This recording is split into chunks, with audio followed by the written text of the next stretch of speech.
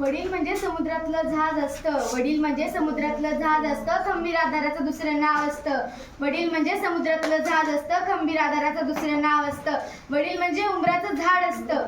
वडील म्हणजे उंबराचं झाड असतं, लपलेल्या भावनांचं जणू खोड असतं. वडील या शब्दात सारं जग सामावलेलं असतं. वडील या शब्दात सारं जग सामावलेलं असतं. ते आपल्यासोबत असले की सारं जग आपल्या मुठीत असल्यासारखं वाटतं. ते आपल्यासोबत असले की सारं जग मुठीत असल्यासारखं वाटतं. नमस्कार, मी वर्धिनी जयवंत काटवटे. गुरुकुल प्रकल्पांतर्गत राबवण्यात येणाऱ्या वक्तृत्व स्पर्धेमध्ये मी माझा विषय मांडते, माझे वडील माझा आदर. करणार मी कशी कविता, कोण तो त्यात मावत नाही. करणार मी कशी कविता, कोण तो त्यात मावत नाही. चार ओळी सांगण्यासारखा बाप काही एवढा छोटा नाही.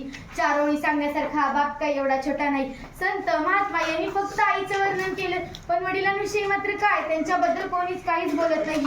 त्यांनी जन्मापासून ते मृत्यूपर्यंत आपल्यासाठी आपलं आयुष्य खर्च केलेलं असतं. जर आई तुमच्या आयुष्यातील गाडीला योग्य दिशा देणारं जर स्टेअरिंग असेल ना, जर आई तुमच्या आयुष्यातील गाडीला योग्य दिशा देणारं स्टेअरिंग असेल ना, तर त्याच गाडीवर वाटेत जाताना अचानक संकट आल्यावर वडीलच हाताचा अर्जंट ब्रेक असतो.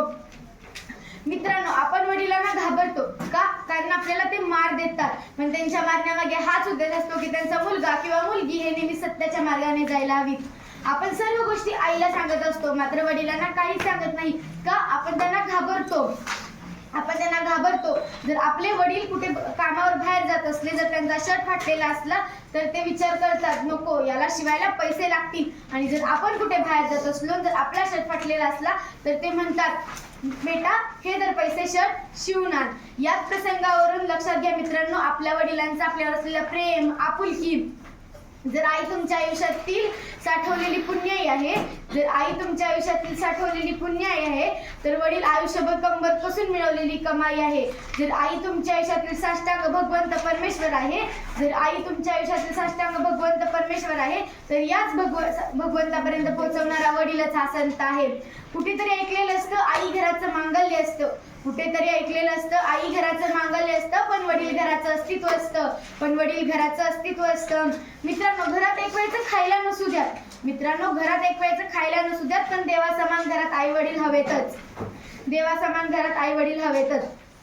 फाटलेला शर्ट, फाटलेलं धोतर, फाटलेलं पायातलं ते पायजन पा, मग कळेल की आपला बाप आपल्यासाठी काय करतो ते. मुलीच्या लग्नासाठी पैसे लागतात म्हणून बाप सोनाराच्या पाया पडतो, म्हणून बाप दुकानदाराच्या पाया पडतो, म्हणून भांडवलाच्या देखील पाया पडतो. असं करून 25 दिवसात 25 लाख रुपये जमा करतो, तो आपला बाप असतो.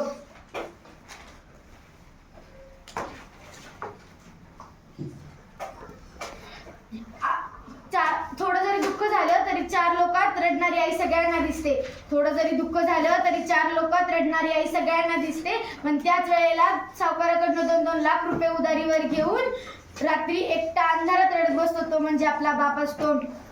बाप या शब्दाचं महत्व इतकं असतं ना, जितकं तुम्हाला सांगितलं तितकं कमीच असतं. म्हणून 2 ओळी म्हणाव्याशा वाटतात. कुणी म्हणे मायाबाप आमदार आहे, कुणी म्हणे मायाबाप खासदार आहे, पण ही मुलगी तुम्हाला शेवटपर्यंत सांगेल की मायाबाप हा इमानदार आहे. जय हिंद, जय महाराष्ट्र.